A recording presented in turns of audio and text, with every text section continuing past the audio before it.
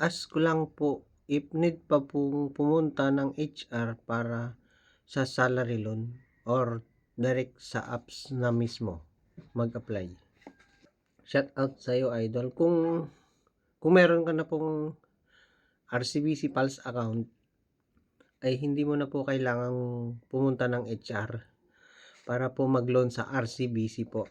Dahil po, ang salary loan po ng RCBC ay wala na pong kinalaman po ang HR po ninyo sa iyong work. Ayan.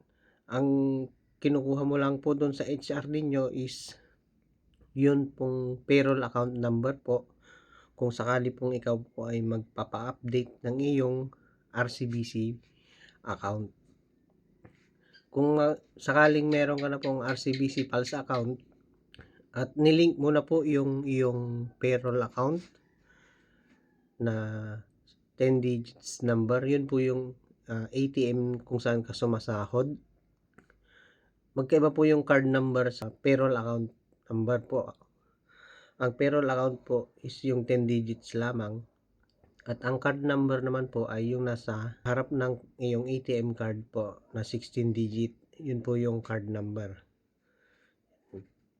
Kung sakali pong maglo-loan ka po sa RCBC, ay kailangan pong meron ka pong account, online account sa RCBC Pulse na nakalink po ang iyong payroll account. At doon po ma-check kung meron pong lalabas na offer o wala. Kung sakali pong meron pong lumabas na offer, ay qualify po kayong makapag-loan ng salary loan man po yan o payday. Meron pong dalawang klase po na pwedeng ma-loan sa RCBC Pulse. Yung isa po is yung payday loan, yung tinatawag na short term loan. Good for 1 month po yun. Makakatasan ka po every sahod 2 beses po sa isang buwan.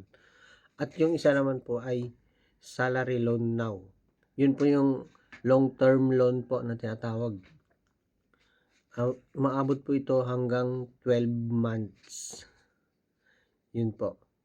Kung sakali pong wala naman pong lumalabas na offer sa iyong account na salary loan, ay kailangan mo pong maghintay na magkaroon ka po ng offer.